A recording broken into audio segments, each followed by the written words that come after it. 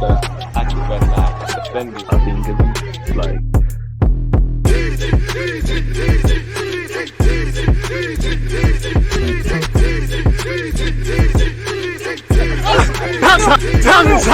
People deluded, I'm back again. Come on, Ian. Come on.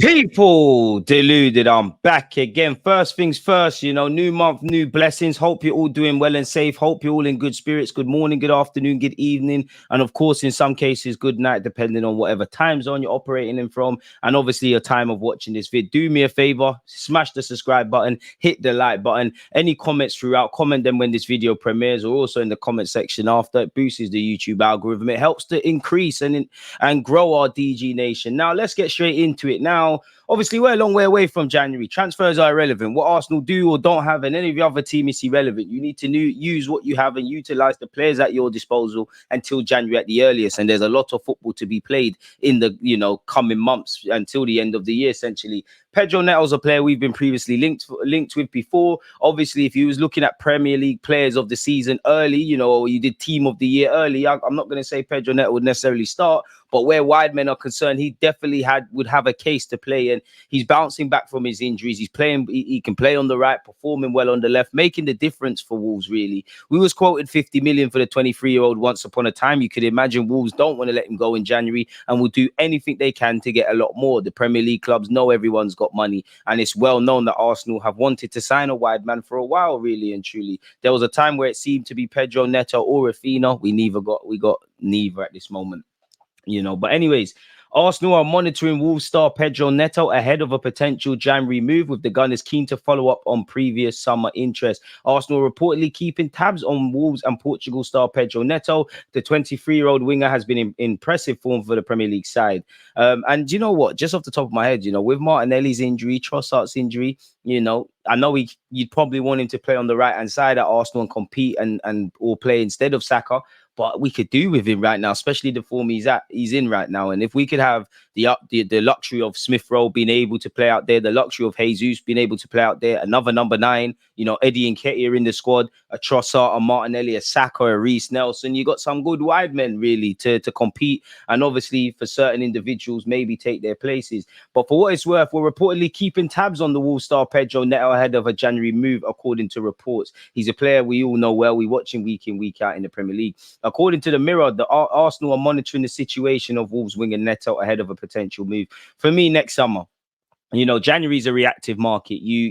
Nobody wants to sell or buy in January in an ideal world, because you'd have enough for your squad, whether it's injuries, whether it's players wanting to get more game time and depart, whether you failed to bring in certain players in the summer, which in our case, maybe another striker, maybe another central midfielder, a wide man that can perform on the right, and if they can perform on the left. I don't think Wolves would want to let him go in January, and it would cost a pretty sum, if 50 million when he really had a bit of an injury crisis of sorts. How much are they going to ask for now, especially his blistering form, and how vital he is to ultimately Wolves getting 3 points? Money talks at the end of the day, but who knows?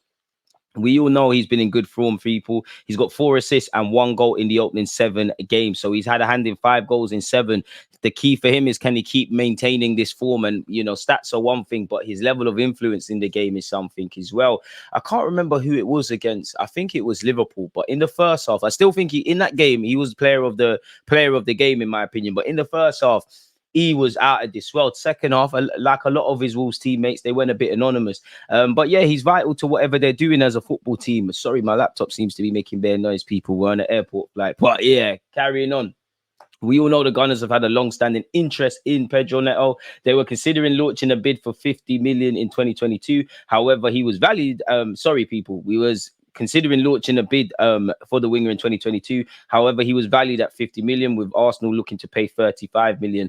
I mean, that 50 million might look a bit cheap nowadays, but value is value. And that's something I've liked about Arteta and Edu. It's a bit like with Manchester City, whether these players go off and do better, sometimes you need to put the money down, and Arsenal have shown they will flex their money if they believe in a player. Declan Rice is one. The jury's still out on Kai Havertz, but Arteta and Edu elected to spend 65 million on that. And we've walked away from deals or conditions that don't make sense, rightly or wrongly. That's right. That's a bit like Manchester City. They didn't get Alexis Sanchez, didn't get Jorginho, didn't get Fred, didn't get Harry Maguire. And there's probably a couple of other players because it didn't make sense at the time. So you need discipline in life. Obviously, he's got an agent with George Mendes, who we've been working with as well in recent years. Despite this, Arsenal have been in discussions with his agent, George Mendes, over the Portugal international for a while and are hoping a deal can be agreed. Now, I imagine we're looking at a lot of wide men, some known entities or relative household names in the Premier League, some lesser known players. And he has to figure, if we've had a previous interest in the guy, he has to be on the list in some degree, people. So we'll have to see. But whether a deal can be agreed in January, whether he's willing to leave, whether Wolves are willing to play hardball, whether Arsenal are prepared to maybe potentially overpay for inconvenience in the team mid-season is a completely different thing. Since joining from Braga in 2019, he's played 118 times for Wolves, getting 12 goals and 17 assists. So his end product could improve, but based on this season, it's doing all right. And if you could add him into the mix, we'd be doing amazing. For what it's worth, Romano allegedly issues transfer warning to Arsenal over special star. Romano has warned Arsenal not to expect things all their way if and when they launch a transfer bid for Wolves winger Pedro Neto in 2024. Obviously, he's come back from an injury which kind of robbed him of 18 months of football, and we are long-term admirers. Our interest allegedly goes back in April, and even the season before when where Rafinha signed for Barcelona, Ornsteins and all these guys in the Athletic, we're saying we're looking at Pedro Neto, people. He's under contract until 2027, so it's going to cost a lot of money, and he's 23 years of age. As Wenger said, once you hit 23, it's time to arrive. So he's on an upward trajectory, provided he can stay fit. Keep an eye on a big name for 2024, Pedro Neto, who's been fantastic at Wolves. And it's not just Arsenal, there's probably a bunch of other interests. We'll let Wolves enjoy this special player because he's a Wolves player, but there's a feeling that in 2024, many important clubs will arrive for Pedro Neto. He's a special winger, fast, can provide assists, score goals, so a very good player, but probably underrated sometimes in the media. You remember 1 year ago that Arsenal were tracking the player. They know Pedro Neto very well, and he's always been appreciated by people at Arsenal, but there are also other clubs keeping an eye on the situation. You could argue City might even get another winger. At the moment, I can't say more, but I can guarantee you that many clubs are considering this boom of Pedro Neto, who is doing special things in the Premier League this season. Clubs already know that he's a very good player and will become a special player. That's why in 2024, the situation of Pedro Neto could be one to watch. Allegedly, Liverpool and Manchester United are also looking at Pedro Neto, and it's even said Real Madrid. Whether that's to be believed is another thing, people. So we'll have to see exactly what's going on. There's a feeling that in 2024, we'll see important clubs coming in for Neto. There's no clarity at all on the price tag now. Also, because in the summer for Wolves, it was not even a topic to sell Neto. He was untouchable. Arsenal have been tracking the player. They know the player very well, and they wanted him last year, but there are also other clubs keeping an eye on the situation, said Romano, people. Big up Arsenal as well, because we set another WSL attendance of just over 54,000 people. Unfortunately, we did lose to Liverpool at the Emirates Stadium, but big up everyone that's taking an interest in the WSL, and the game is growing every day and every week. We've been linked with Kalvin Phillips. Now, I don't know if I believe this because, we have dealt with Manchester City for two players in the past. Obviously, we're getting a bit of an English core per se. Central midfield, we've got some injuries. Declan Rice at the back, not Partey. Fabio Vieira and Kai Havertz. It remains to be seen as to who is going to grab that left-sided centre midfield spot. Obviously, Kalvin Phillips can't really buy a game, and Pep is a bit critical of the player, really. I don't think Pep's really convinced on his talent, and he's been a peripheral figure. So I think these are the reasons why he could be linked with Arsenal. Now, for what it's worth, if we could get him on loan in January, I'm not against it, provided he could stay fit, because, we don't really have that many central midfield options, really. And I don't think Kalvin Phillips is a bad player. I don't think he's the guy, but I don't think he's bad. But apparently Arsenal eyeing up a move for the Manchester City midfielder Kalvin Phillips. The 27-year-old has struggled for regular game time with the Premier League champions, and he could look to leave the club soon. A report out of Spain on what two English clubs are doing and an English international, I'm not sure, claims that Arsenal are determined to bring in a quality midfielder, and they've identified Phillips as a priority purely because maybe City, he's probably one of the players out of all them City players that they're open to let go in, really and truly. Apparently, a move to Arsenal would guarantee the player a prominent midfield role. Players like Jorginho have been quite underwhelming this season. I mean, Jorginho's probably going to... I don't think Jorginho will be here next season, or I think two of the three of Thomas Partey, El Nene, Jorginho won't be here for next season starting, so 2024-25.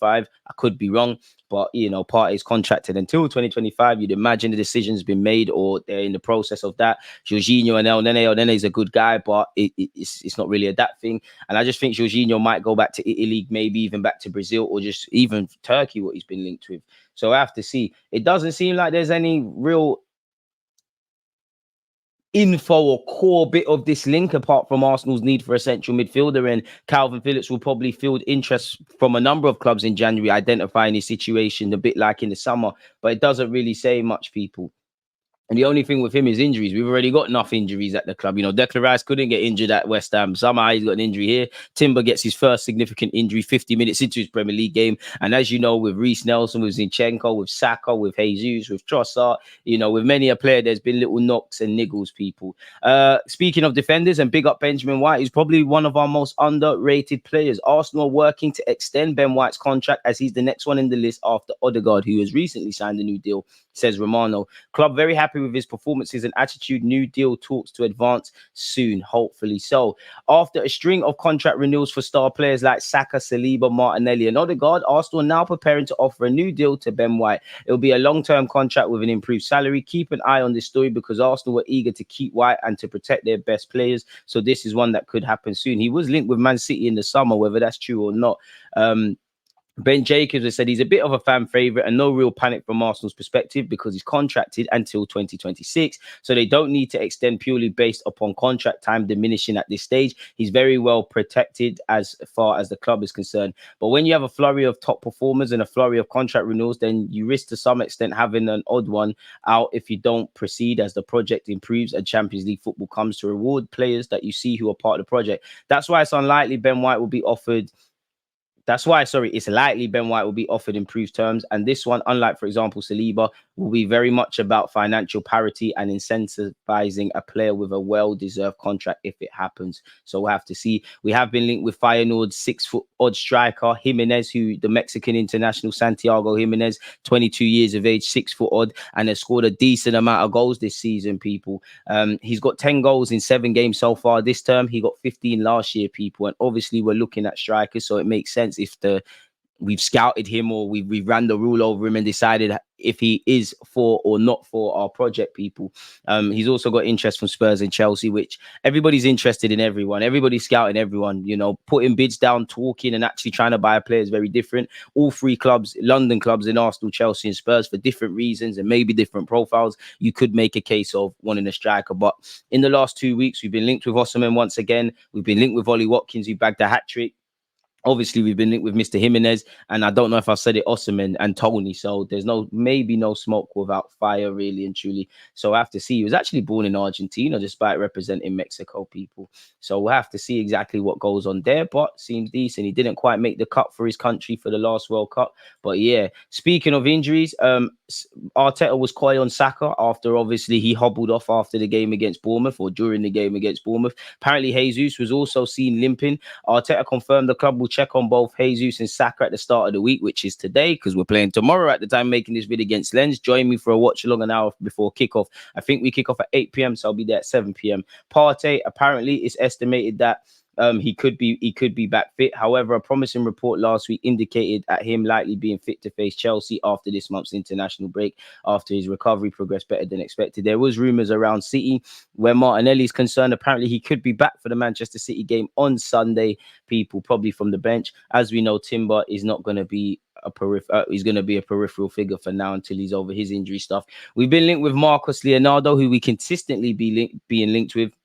And according to reports in Spain, Arsenal already in talks with his Brazilian side, over a potential January deal. Gunner's sporting director Edu is well connected in South America, having already brought the likes of Marquinhos and Martinelli to the Emirates from his homeland. And with Arsenal boasting a strong Brazilian contingent with Jesus and Gabriel also on their books, the Gunners are now in the driving seat over a move to bring Leonardo to the Emirates. Per the report, Arsenal are ready to offer Santos an initial 17 million in brackets with a number of add-ons and a bonus to further tempt into a sell. One of those could also be a significant sell-on clause, giving the Brazilian side a vested interest in how the striker performs in North London should the move go. Arsenal reportedly now are in talks over his signing in January. United appear to have been caught napping and left behind in the pursuit of a player who is fast emerging as a leading target for Erik ten Hag. So we'll have to see where that's going on. Saliba basically said on last season, I had a good season. Unfortunately, I got injured during the year in the final sprint. It's clear that I was a bit disappointed, but there you go. It's a new season with new ambitions. I hope we'll do better. It's clear that with me, Arsenal could have been champions, but now injuries are part of football and we are focused on this season. Fair enough.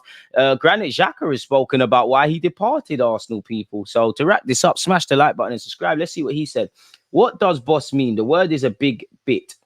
I didn't come to Leverkusen as a boss, but because I was looking for a new challenge. I felt like my time at Arsenal was over for me after 7 years in London. I mean, I wish you stayed because we could do with your quality right now in the middle of the park. And we're finally back in the Champions League. And it was finally positive, not just where Arsenal, but Granit Xhaka's concerned. But, you know, in any other walk of life, you know, in any other job, if you feel you're stagnating or you need to try a new experience, you need to really. He's got one career. I came here and as an experienced player in person. The other players see that I give something from what I've learned. That's part of my role. He then said on his move to Leverkusen from Arsenal, it's something written that I was coming back to Germany because of my wife. That's not the truth. Like me, she was very happy in London. I made the decision solely as a footballer and as an athlete. I came to a top club in Germany that has a plan and wants to achieve something. Of course, the change was easier for us because like me, we used to live in Dusseldorf and it's close to Mönchengladbach where my wife grew up. You can only see that it's really like if you can train here every day and be there. You can work in peace at Bayern Leverkusen. There's no chaos. Other clubs are more in the focus. This is an advantage. At Arsenal, the pressure is different. But so that tells you, you know, tired of being talked about. I just wants to, you know, get on with football and not really be spoken about. But we have high ambitions because we know that we have enormous potential in the team. If we keep working like this and keep our feet on the ground, we can achieve something. He then said people on Xabi Alonso, who could be actually Real Madrid gaffer one day, he would. Sorry, however, for Xhaka, it is now all about focusing on football, and the 31-year-old would explain what it was like playing against Alonso compared to under him. It was extremely unpleasant, thanks to his cleverness, his pass security, his timing. You never even had to press against him. That's what he conveys to us today. I have the feeling that I've taken another step forward in this regard in the last 2 months here in Leverkusen. He tells us in small details what turns a good midfielder into a top midfielder. And I mean, to learn under Xabi Alonso, who I think was one of the most underappreciated players during his time in England, him and Michael Carrick, for what it's worth, I think he's right. For me, I do think Xabi Alonso was held in high regard. Doesn't help that Rafa Benitez tried to swap him for Gareth Barry, with the greatest respect to Gareth Barry, a Prem legend. But it's only for me, I think, where England's concerned. And obviously, you know, if you're to a degree Santi Cazorla, David Silva, Cesc Fabregas, Mata, when you're in the kind of day and age where you're playing, you know, in the same Spanish kind of time as Xavi, as Iniesta, as Busquets, I think naturally all of the other Spanish dons are going to get underrated. But Xabi Alonso, for me, people only really started to give him his flowers when he went off to Bayern Munich and Real Madrid. Can't begrudge Xhaka. You know, you've learned from Wenger, you've learned from Arteta, you've learned from Xabi Alonso. You know, you could have learned under Jose Mourinho at a point. To say you've worked under these managers and learned and stuff like that, I can't begrudge that really and truly. And I think he's spitting facts there really. So big up Granit Xhaka on those comments. But yeah, people, let me know your thoughts on Benjamin White potentially getting a new deal in line with the new contracts given. What do you make of Marcus Leonardo as well playing over in Brazil? What do you make of the Pedro Neto stuff? What do you lot make of Kalvin Phillips, people? Like, comment, subscribe. As I said at the start, new month, new blessings. Hope this month and this week and actually today is first and foremost filled with positive blessings for you and your loved ones, and obviously good health, because that's number one. And when your personal and private goals are concerned, may God bless you all in your pursuit of such. Thank you very much for rocking with the guy. I appreciate you, all of you lot support. Once again, like, comment, sub. One love.